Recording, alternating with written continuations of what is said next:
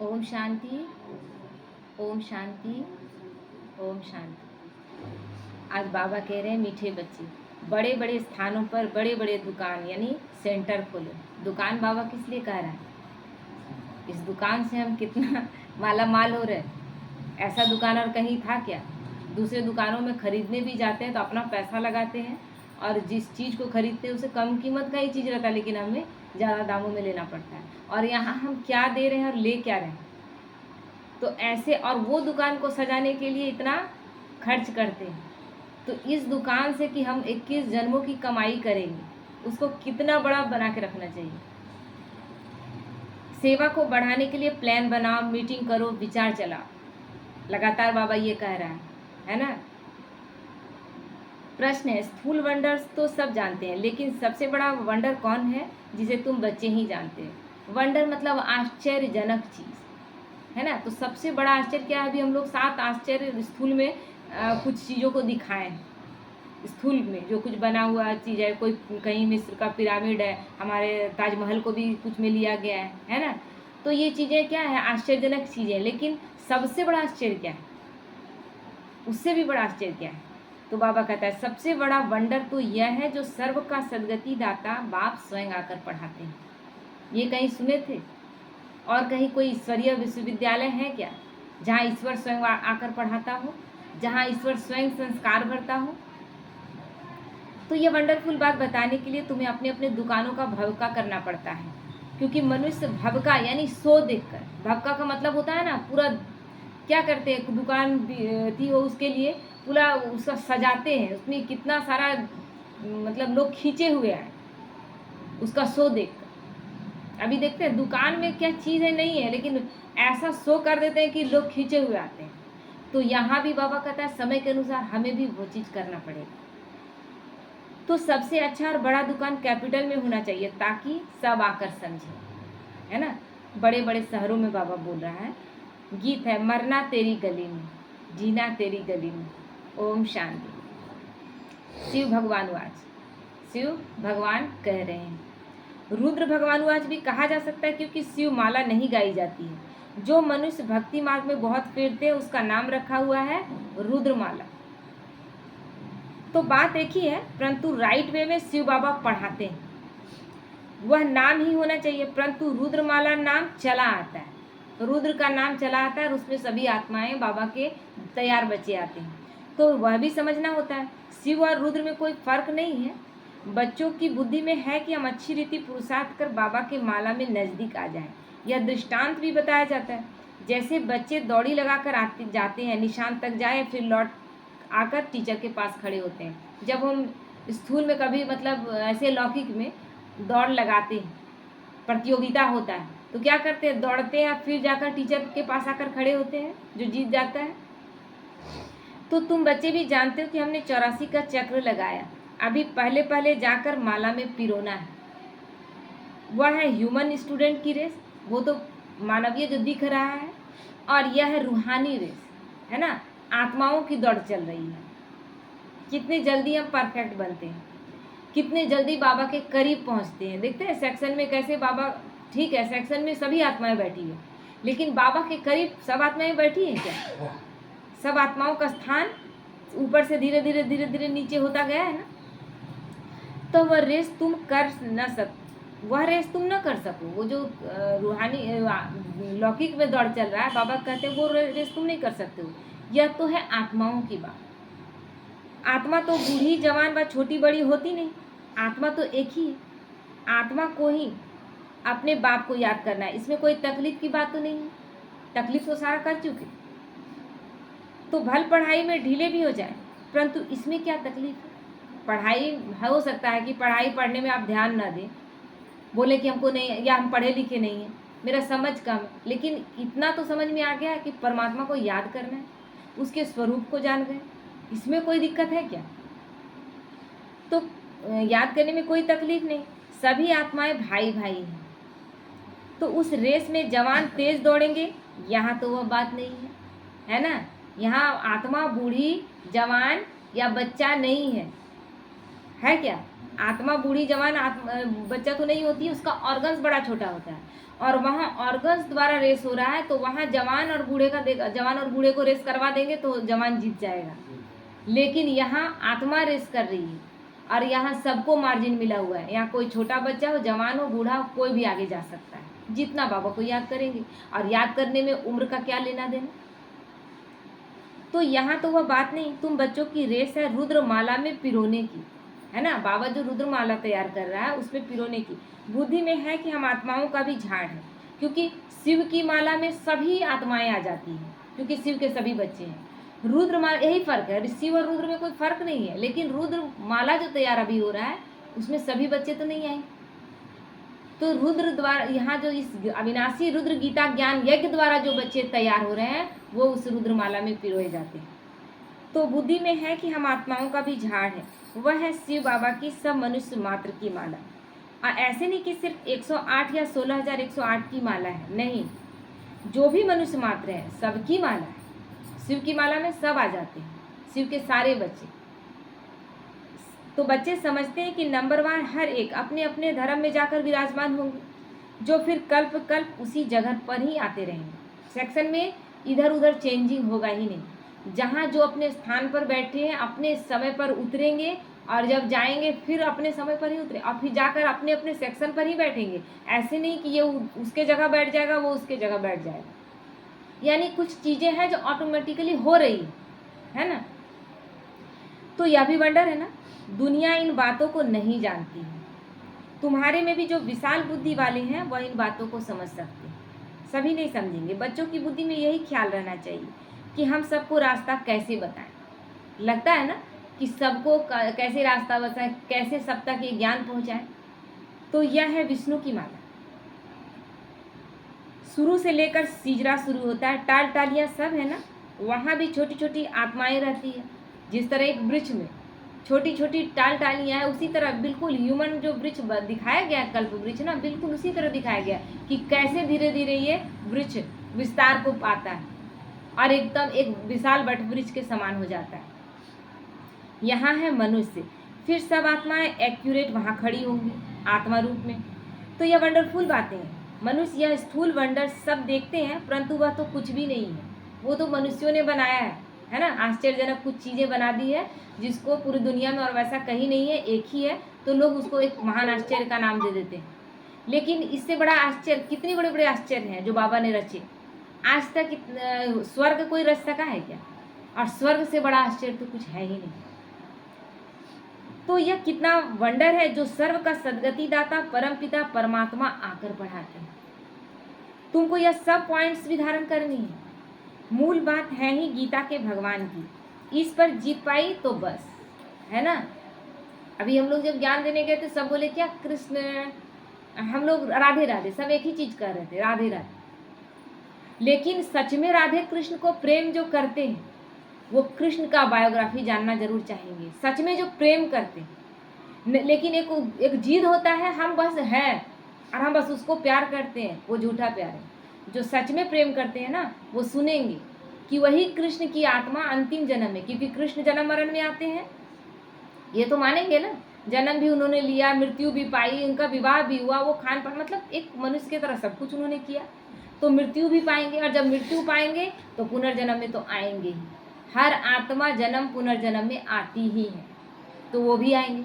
और वो जब आएंगे तो वो अब कहाँ है, तो अब वो अंतिम जन्म में दादा लेखराज के रूप में जन्म लेते हैं, जिसपे शिव बाबा जब आते हैं उस तन में तो ब्रह्मा नाम रखते हैं। ये चीज़ जब हो जाए, सबको क्लियर हो जाए, तो बाबा कहते हैं इस पर जीत पाई तो बस। लेकिन वही समझेंगे जो सच में कृष्ण को प्यार करते। तो गीता है ही सर्वशास्त्र मई शिरोमणि भगवान की गाई। पहले पहले यह कोशिश करनी है। आजकल तो बड़ा भबका चाहिए, जिस दुकान में बहुत शो होता है ना वहाँ मनुष्य घुसते हैं। तो इसीलिए बाबा दिखावटी करने के लिए नहीं बोल रहा है, लेकिन समय को देखते हुए हमें भी उस तरह का भबका दिखाना होगा, शो करना होगा, ताकि आत्माएं खींची हुई आए, समझेंगे कि यहाँ अच्छा माल होगा। बच्चे डरते हैं, इतने बड़े बड़े सेंटर खोलें तो 1,00,000 2,00,000 सलामी देवें तब दिल पसंद मकान मिले। बाबा अपने बच्चों के बारे में बोल रहा है कि सेंटर खोलने में पैसा भी तो लग रहा है ना, तो बच्चे डरते हैं। एक ही रॉयल बड़ा दुकान हो, इसलिए बाबा कहते हैं ना कि छोटा छोटा बहुत सारा खोल करके ना उतना नहीं कर पाएंगे, तो एक खोले ना। लेकिन वो एकता हो तब तो, एक जगह चले और सब मिलकर एक बहुत बड़ा संगठन तैयार हो और उसके द्वारा सेवा हो, कितना मज़ा आएगा। सबको भेजा जाए कि आप इधर जाइए, आप उधर, कोई इसमें ये नहीं हो, भेदभाव नहीं कि ये कर सकता है वो कर सकता है, ऐसा कोई भेदभाव नहीं। क्योंकि ये संगठन बहुत ज़रूरी है। क्योंकि सतयुग त्रेता में हम आएंगे, वहाँ जरा सा भी मन में किसी के प्रति कोई अंश मात्र भी विष नहीं होना चाहिए।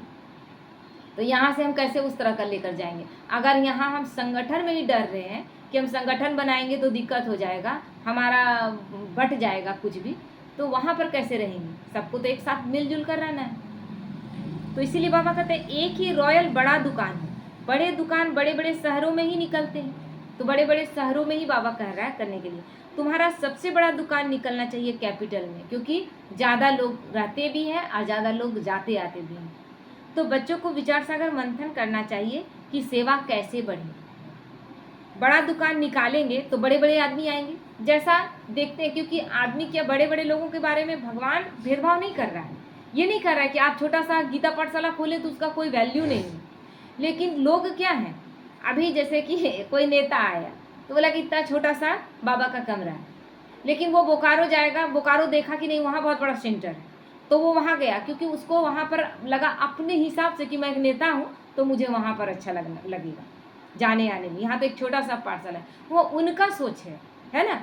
तो हमें क्या करना है, किसी भी विधि आत्माएं खींचे तो बड़े आदमी का आवाज़ झट फैलता है। क्योंकि बड़े आदमियों को देखेंगे जाते हुए तो लोग सोचते हैं, लोगों का सोच यहीं पर है, सबका एक जैसा सोच नहीं है। अरे बड़े बड़े आदमी जा रहे हैं, जरूर कोई बात हो तो चलो जाते हैं। अभी मोदी आया था ब्रह्मा कुमारी में, तो बहुत लोगों ने सर्च मारा कि बहुत लोगों ने सर्च मारा कि क्या है ब्रह्मा कुमारी। यानी एक प्रधानमंत्री के जाने से इतना लोगों तक ज्ञान तो पहुंचा ना। तो पहले तो यह कोशिश करनी चाहिए, सेवा के लिए बड़े से बड़ा स्थान ऐसी जगह बनाएं जो बड़े बड़े मनुष्य आकर देखकर वंडर खाएं। और फिर वहाँ समझाने वाला भी लेकिन फर्स्ट क्लास चाहिए। आपने बहुत बड़ा म्यूजियम खोल दिया और बहुत भवका लगा दिया, लोग आकर देखें और बहुत खुश हो, ठीक है, लेकिन समझाने वाला ऐसा चाहिए जो अंदर तक समा जाए ज्ञान, है ना। वो एक बार बने बाबा का तो फिर कभी छूटे नहीं। तो ऐसा बाबा ये भी कह रहा है साथ में कि फर्स्ट क्लास बच्चा चाहिए। कोई एक भी हल्की बीके अगर समझाती है तो समझते हैं शायद सब बीके ही ऐसी है। इसलिए दुकान पर सेल्समैन भी अच्छे फर्स्ट क्लास चाहिए। क्या करता है दुकानदार, अभी लौकिक में अच्छा माल नहीं है, लेकिन दुकानदार अपने बोलने के, अपने लैंग्वेज से ऐसा लच्छेदार बात करता है ना कि वो खींच लेता है और कितना माल बेच देता है। सेल्समैन के बोलने पर डिपेंड करता है कि कितना माल बिक जाता है कंपनी का। तो हमें भी क्या चाहिए, ऐसा बोलने वाला, लेकिन केवल बोलने वाला नहीं, हमारा तो योग युक्त अवस्था हो, क्योंकि हम वो स्थूल चीज़ें नहीं बेच रहे हैं।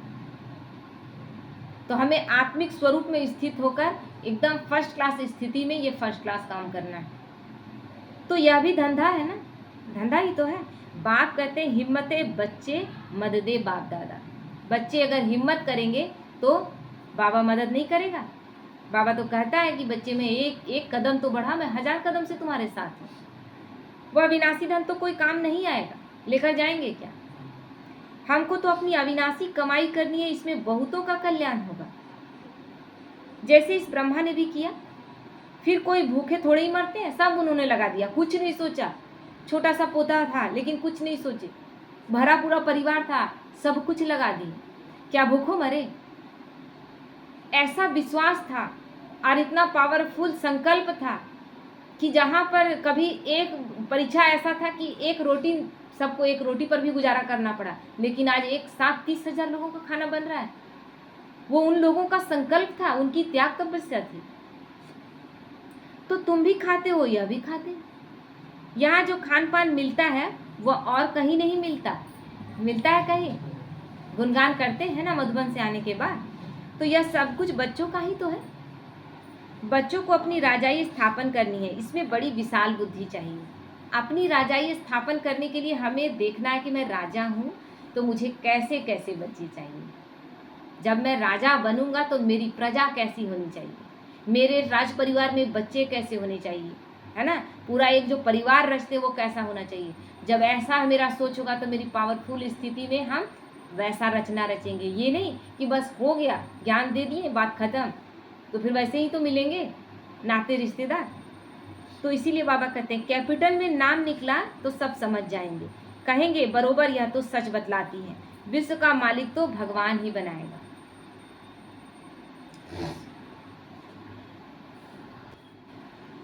तो मनुष्य को विश्व का मालिक थोड़ी ही बनाएगा। बाबा सेवा की वृद्धि के लिए राय देते रहते हैं कि कैसे बाबा। तो सेवा की वृद्धि तभी होगी जब बच्चों की फ्राक दिल होगी, खुला दिल, है ना, बड़ा दिल, कोई संशय नहीं, कोई संकल्प बुरा नहीं। एक आत्मा अगर बोल रही है, ज्ञान दे रही है, तो और सब आत्माएं क्या करेंगी?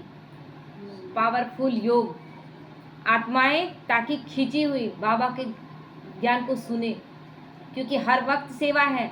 सेवा ये नहीं है कि हम बोल रहे हैं, क्या वही सेवा है? मनसा सेवा में बोलना भी होता है क्या? नहीं ना। क्या मनसा सेवा सेवा नहीं?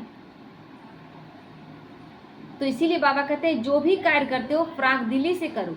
कोई भी शुभ कार्य आप ही करना, यह बहुत अच्छा है ना। ये शुभ हमें मिल गया भगवान का संदेश। अब हमें रोज रोज बाबा आकर बताएगा क्या? तो बाबा कहता है आप ही करो, बहुत अच्छा है। कहा भी जाता है कि जो आप ही करे सो देवता, जो अपने आप यह कार्य करे वो देवता।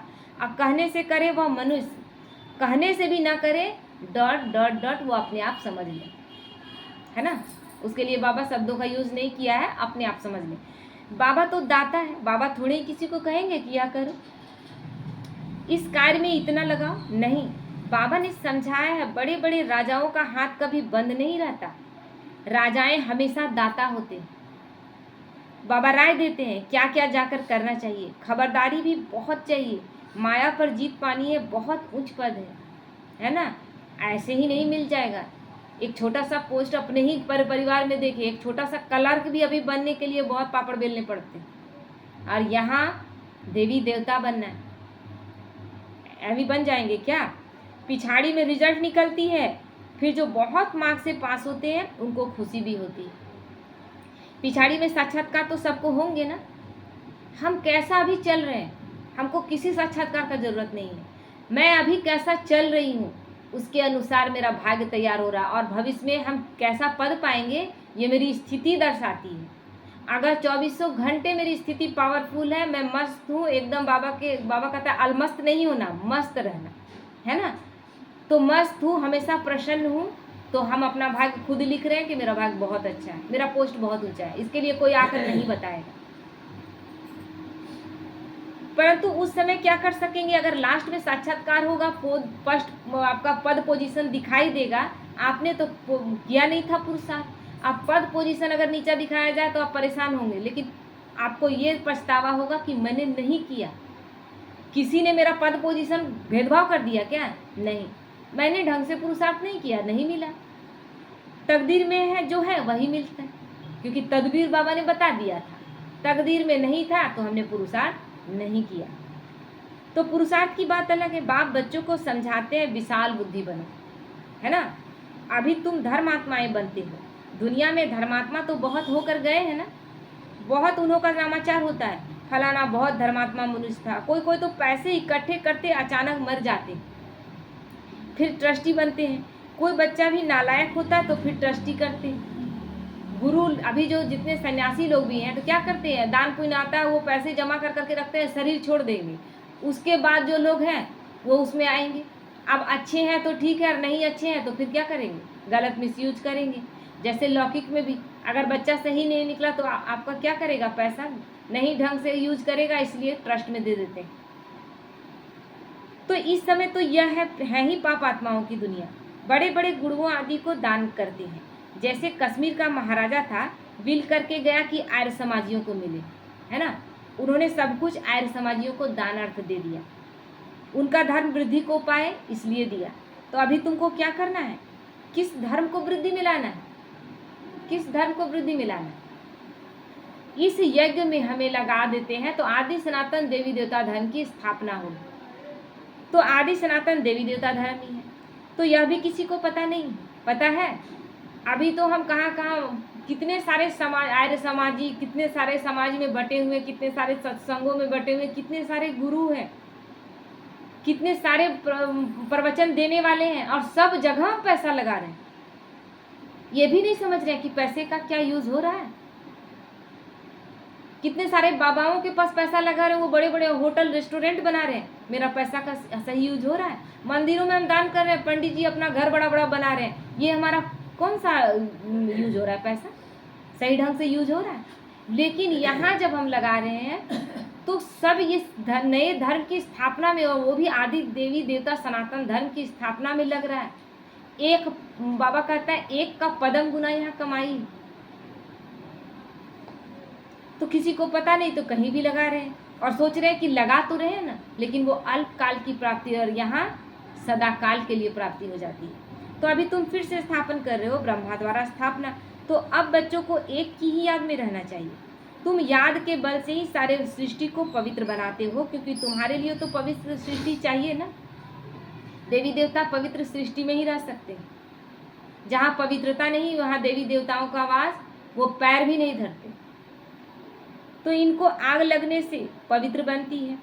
खराब चीज को आग में पवित्र बनाते हैं ना, तो ये सृष्टि पूरा क्या होगा, संपूर्ण विनाश को पाएगा।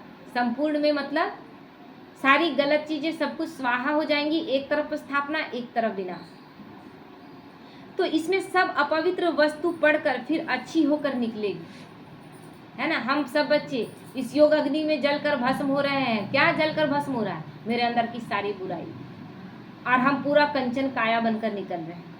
तुम जानते हो यह बहुत छीछी तमो प्रधान दुनिया है, फिर सतो प्रधान होनी है। यह ज्ञान यज्ञ है ना, तो इस ज्ञान यज्ञ में इसमें क्या स्वाहा कर रहे हैं हम, अपनी सारी बुराइयों का। न कि धूप दीप जौ तिल गुड़ यही सब न जला रहे थे और कह रहे थे घर में शांति स्थापन होगी। कैसे होगी, या पूरे विश्व में शांति स्थापन होगी, कैसे होगी। स्थूल चीजें खरीदते हैं मार्केट से और अग्नि में जला दी और बोल रहे हैं कि शांति स्थापन होगी। कैसे होगी शांति? तभी स्थापन होगी जब मेरे अंदर की बुराई, आपके अंदर की बुराई खत्म होगी, तब हम दो मनुष्य आत्माएं एक साथ ढंग से रहने सकेंगे। तुम हो ब्राह्मण, यह भी तुम जानते हो, शास्त्रों में अनेक बातें लिख दी है। यज्ञ पर फिर दक्ष प्रजापिता का नाम दिखाया है, फिर रुद्र ज्ञान यज्ञ कहाँ गया, मतलब सब मिक्सचरिटी हो गया। जबकि एक तरफ स्पष्ट कहते हैं कि प्रजापिता ब्रह्मा के द्वारा देवी देवताओं की रचना की गई, आदि ब्रह्मा द्वारा देवी देवताओं की रचना की गई। तो ब्रह्मा द्वारा रचना का मतलब क्या है, ब्रह्मा द्वारा स्थापना हो रही है। ब्रह्मा हम सबको एडॉप्ट करके हमारे अंदर दैवी संस्कार पहले भर रहे हैं। जब दैवी संस्कार हमारे अंदर आ जाता है, फिर उस दैवी सृष्टि की स्थापना होती है जहाँ देवी देवताओं का जन्म होता है। तो इसके लिए भी क्या क्या कहानियाँ बैठकर लिख दी हैं। तो इतनी कहानियाँ हैं ना कि अगर शास्त्रों को पढ़ने लगेंगे तो कन्फ्यूजन इतना हो जाएगा कि आप समझ ही नहीं पाएंगे सही और गलत क्या है।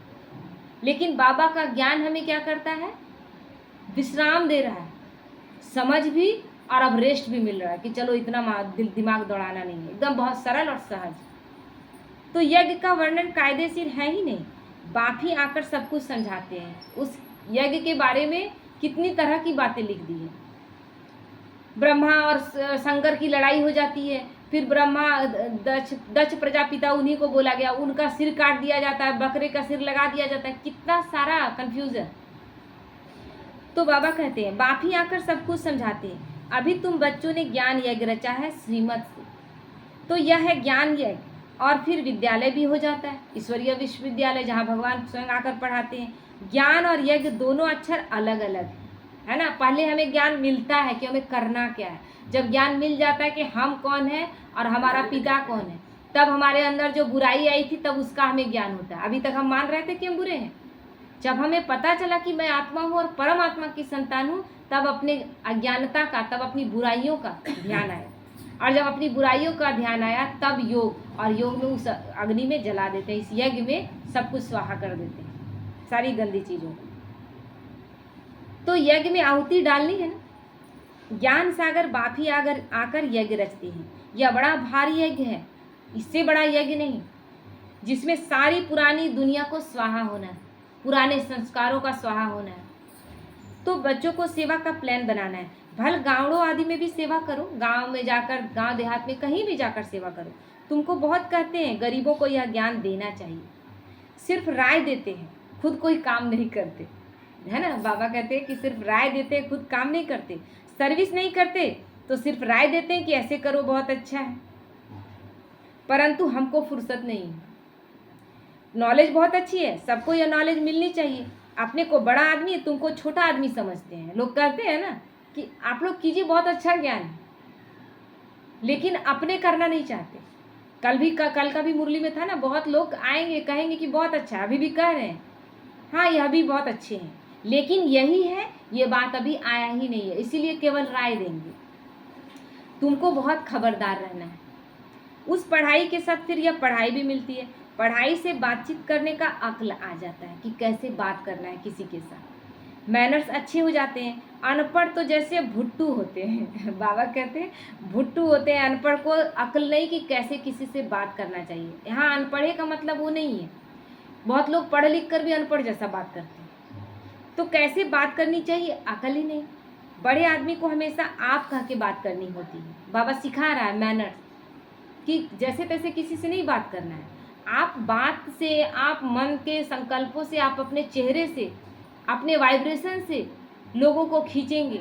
लोग कहेंगे कि इन लोगों का कुछ अलग ही पढ़ाई है। तो वो कब होगा, हमारे तरफ से हर वक्त मैनर से बात होना चाहिए, अच्छे से बात होना चाहिए।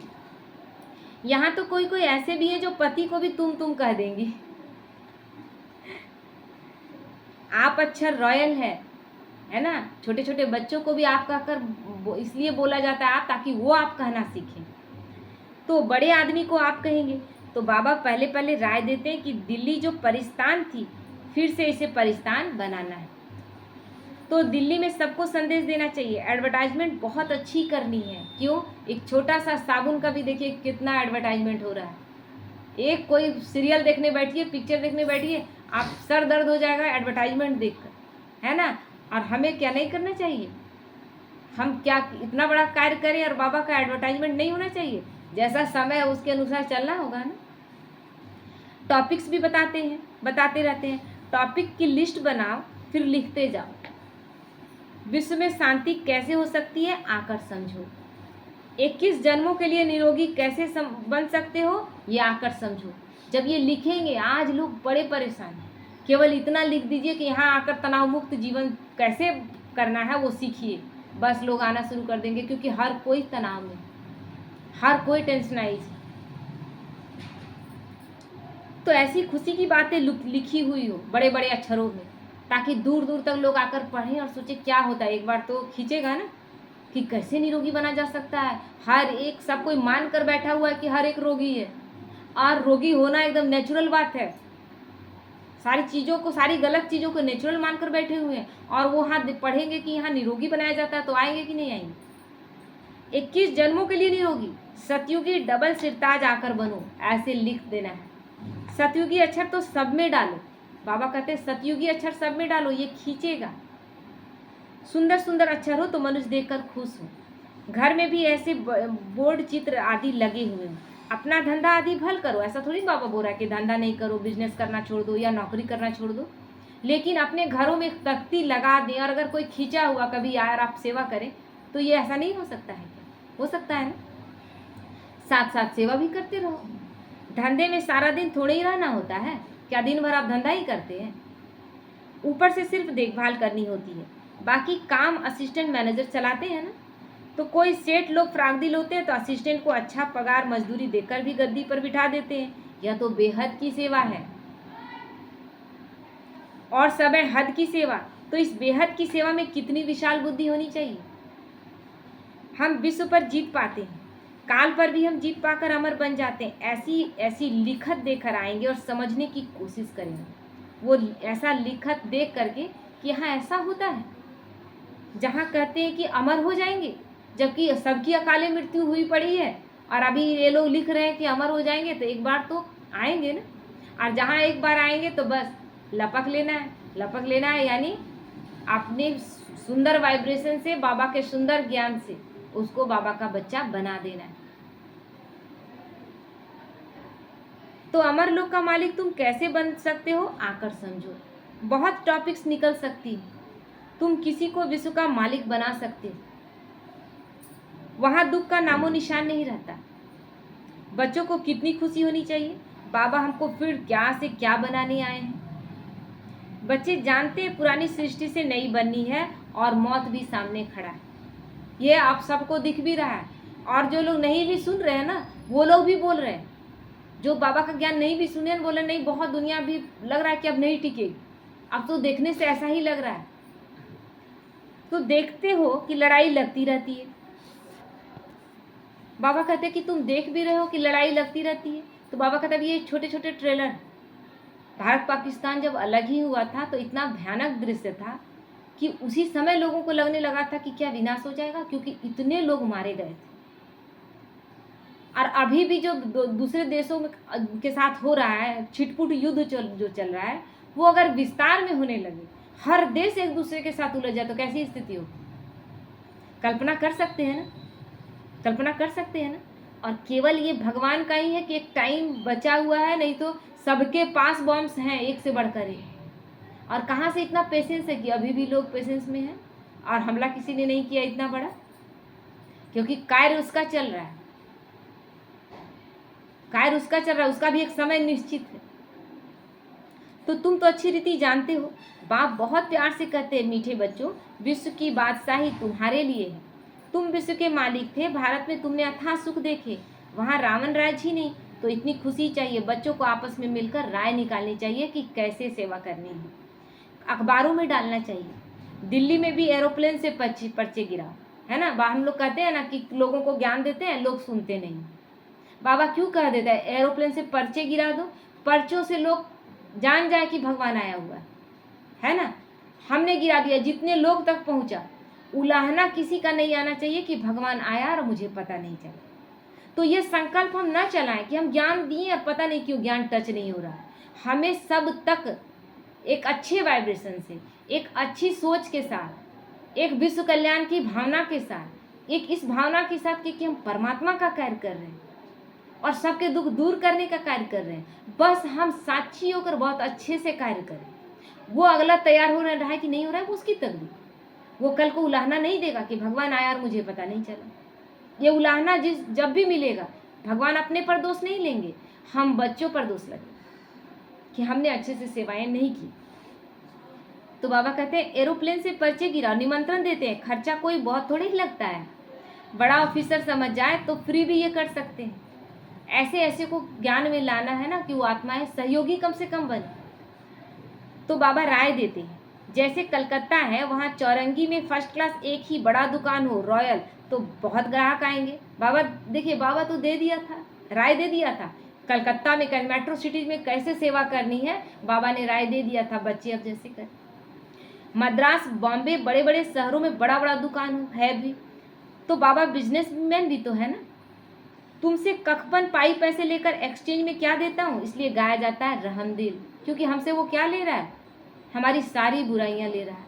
और हमें क्या दे रहा है, विश्व की राजाई दे रहा है। तो वो कैसा सौदागर है, ऐसा कहीं मिलता है क्या।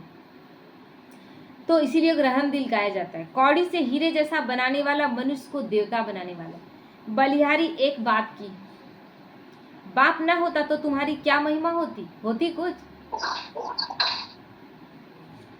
तुम बच्चों को फख्र होना चाहिए कि भगवान हमको पढ़ाते हैं।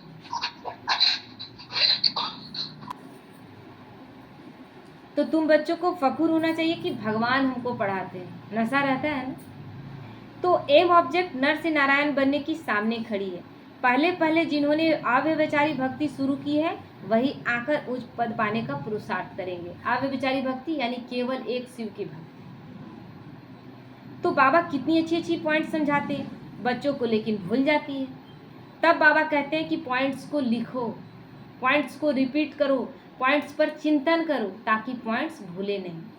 टॉपिक्स लिखते रहो। डॉक्टर लोग भी किताब पढ़ते हैं, तुम हो मास्टर रूहानी सर्जन, है ना। वो डॉक्टर बन गए, उसके बाद चुपचाप बैठकर केवल इलाज नहीं करते, बीच बीच में वो देखते हैं, तुमको सिखलाते हैं आत्मा को इंजेक्शन कैसे लगाना है। भगवान भी हमें सिखा रहे हैं। कि आत्मा को इंजेक्शन कैसे लगाना है, आत्मा में जो बीमारी प्रवेश की है उसको ठीक कैसे करना है। यह है ज्ञान का इंजेक्शन। इसमें सुई आदि तो कुछ नहीं है। बाबा है अविनाशी सर्जन, आत्माओं को आकर पढ़ाते हैं और आत्माओं का इलाज करते हैं। तो इससे बड़ा सुप्रीम सर्जन और कोई नहीं।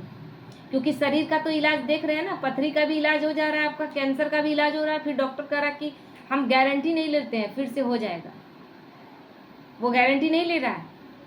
लेकिन परमात्मा गारंटी ले रहा है ना। वो आत्मा को ही इतना पावरफुल बना दे रहा है कि आत्मा स्वयं अपनी बीमारियों का इलाज कर ले रही है। हम एक संकल्प लेते हैं कि कैंसर हुआ था ठीक है, लेकिन अब नहीं होगा, तो नहीं होता है, तो वही अपवित्र बनी है। यह तो बहुत इजी है। बाप हमको विश्व का मालिक बनाते हैं, उनको हम याद नहीं कर सकते। बाकी सारी गंदी चीज़ों को याद करें जो हमें दुख देती है, जो हमें तकलीफ देती है। तो माया का ऑपोजिशन बहुत है। इसलिए बाबा कहते हैं चार्ट रखो और सेवा का ख्याल करो तो बहुत खुशी होगी, है ना। चार्ट रखना है कि दिन भर में मैंने बाबा को कितनी बार याद किया। बाबा सबको जानता है, लेकिन आप चार्ट रखते हैं तो आपको खुद एहसास होता है कि हम कितनी याद में रहें। कितनी भी अच्छी मुरली चलाते हैं परंतु योग है नहीं। बहुत अच्छा मुरली चलाते हैं और मुरली से बहुत लोग प्रभावित होते हैं, लेकिन योग का वाइब्रेशन सबसे ज़्यादा काम करता है। तो बाप से सच्चा बनना भी बड़ा मुश्किल है। अगर समझते हैं कि हम बहुत तीखे हैं तो बाबा को याद का चार्ट भेजें, तो बाबा समझेंगे कि कहाँ तक ये सच है या झूठ है। इसलिए बाबा बोलता है कि तुम किसी भी चीज़ में अभिमान में नहीं आना कि तुम कितने अच्छे से मुरली चला लेते हो। तुम्हारी पावरफुल स्थिति पता चले, बाबा को चार्ट लिखो कितनी देर तक याद करते हो दिन में। फिर बाबा तो ऐसे भी सब कुछ जान रहा है। अच्छा, बच्चों को समझाया सेल्समैन बनना है अविनाशी ज्ञान रत्नों का।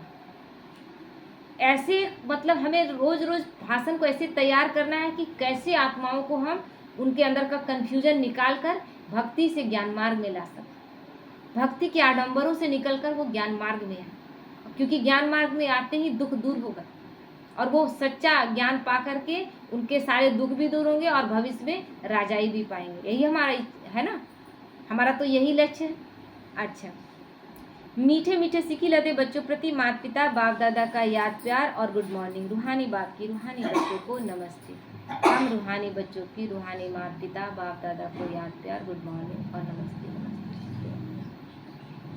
धारणा के लिए मुख्य सार है, एम ऑब्जेक्ट को सामने रखकर फखुर में रहना है। लक्ष्य हमारा क्या है, क्या लक्ष्य है हमारा? हाँ, तो फखुर में रहना है। मास्टर रूहानी सर्जन बनकर सबको ज्ञान का इंजेक्शन लगाना है। अब हम डॉक्टर बने हैं कि नहीं? अगर बन गए हैं तो दूसरों को लगाना शुरू कर दो। सबसे पहले बाबा ने हमारा इलाज किया, फिर हमें इस लायक बनाया कि हम दूसरों का इलाज कर सकें। सेवा के साथ साथ याद का भी चार्ट रखना है तो खुशी रहेगी। दूसरा है बातचीत करने के मैनर्स अच्छे रखने हैं। किसी से भी बातचीत करें, उनको तकलीफ महसूस ना हो, उनको छोटा एहसास दिलाने का कोशिश नहीं करें कि वो छोटे हैं। हमको रिस्पेक्ट दीजिए, हमको रिगार्ड दीजिए, ये चीज़ नहीं होना चाहिए मेरे अंदर। हमें तो रिगार्ड मांगना ही नहीं है, हमें तो सम्मान किसी से मांगना ही नहीं है। मेरा सबसे बड़ा सम्मान है कि भगवान ने कोटों में कोई में हमें चुन लिया और भगवान सम्मान दे दिया, और उसके बाद हम खुद स्वमान में रहते हैं। मुझे किसी के मान सम्मान की क्या आवश्यकता? तो इसीलिए बाबा कहते हैं मैनर्स अच्छे रखने, आप कहकर बात करनी, हर कार्य फ्राक दिल बनकर करना है ना, बड़ा दिल रखकर, विशाल दिल रखकर करना है। वरदान है सर्व कर्मेंद्रियों की आकर्षण से परे कमल समान रहने वाले दिव्य बुद्धि और दिव्य नेत्र के वरदानी भव। बाप दादा द्वारा हर ब्राह्मण बच्चे को जन्म होते ही दिव्य समर्थ बुद्धि और दिव्य नेत्र का वरदान मिला है ना। बुद्धि तो भ्रष्ट हो चुकी थी, भगवान मिलते ही भगवान ने मेरा मन बुद्धि दोनों को अपने कंट्रोल में लिया। और जब अपने कंट्रोल में लिया, उसकी पहचान क्या है? जब जब हम गलत करते हैं तो वो हमें भारी करता है। जब हम गलत बात शब्द किसी को बोलते हैं, ऐसा कुछ श्रीमत उल्लंघन करते हैं, वो दिन भर अच्छे से रहने देता है? इतना भारी कर देता है जब तक उस कार्य अटेंशन ना खिंचवा दे। फिर जब आप माफ़ी ना मांग ले तब तक आपको चैन नहीं देता। तो वो आते ही सबसे पहले हमारी बुद्धि को दिव्य बनाता है, नेत्र को दिव्य, दृष्टि को दिव्य बनाता है। तो जो बच्चे अपने बर्थडे की या गिफ्ट सदा यथार्थ रीति यूज करते हैं वे कमल पुष्प के समान श्रेष्ठ स्थिति के आसन पर स्थित रहते हैं। जो इस दिव्य नेत्र को और दिव्य बुद्धि को हर कार्य में यूज करते हैं उनकी कमल फूल समान स्थिति रहती है। तो किसी भी प्रकार की आकर्षण, देह के संबंध, देह के पदार्थ व कोई भी कर्मेंद्रिय उन्हें आकर्षित नहीं कर सकती। जिन बाबा ने तो दे दिया, लेकिन क्या वो दिव्य बुद्धि हमने यूज किया कि आज भी हम भ्रष्ट बुद्धि ही बीच बीच में यूज कर ले। और मिक्स चैरिटी है तो फिर उसका आपको उसी तरह का प्राप्ति भी होगा। तो वे सर्व आकर्षणों से परे सदा हर्षित रहते हैं, उन्हें कोई कर्मेंद्रिय आकर्षित नहीं कर सकते। तो वे स्वयं को कलयुगी पतित विकारी आकर्षण से किया हुआ महसूस करते हैं। होता है ना, अब उस तरफ मन खींचता है क्या? कोई 4-5 बात बोल के सुना देता है, क्या हमको भी सुनाने का मन करता है? एक भी शब्द अगर नहीं, पेशेंस नहीं रहा, निकल गया तो दिन भर परेशान रहते हैं। यानी बुद्धि दिव्य हुई है ना। किसी का कुछ भी कोई कर रहा है और उसमें अपना जा रहा है क्या? आँख जा रहा है? कोई कुछ भी खरीद रहा है, नहीं हम भी लेते, ऐसा आकर्षण जा रहा है क्या? क्योंकि अब समझ आ गया कि हमें करना क्या है। तो इसीलिए किनारा किया हुआ महसूस करते हैं, उस दुनिया से अलग। अब लोग कहते भी है तुम लोग तो किनारा हो गई है, तुम लोग तो किनारा हो गई। घर परिवार के लोग भी या अपने चाहने वाले लोग भी कहते हैं कि तुम लोग हर चीज़ से तो किनारा होते जा रही है। किनारा नहीं होते जा रहा है, घर में ही है, सबके साथ ही है, लेकिन उन आकर्षणों से परे हो गए हैं। तो लोगों को लगने लगा है कि ये हमारे जैसे नहीं है। तो स्लोगन है, जब कहाँ भी आसक्ति न हो तब शक्ति रूप प्रत्यक्ष हो। आसक्ति शक्ति खींच लेता है। आपका कहीं ना कहीं कोई इच्छा है, कोई चीज़ पाने की अभी इच्छा है, इच्छा का मतलब ही आप कमज़ोर है, अभी वो मिला नहीं। मजबूत कौन है? जिसके पास अब कोई इच्छा नहीं, यानी वो भरपूर। तो शक्ति स्वरूप कब प्रत्यक्ष होगा?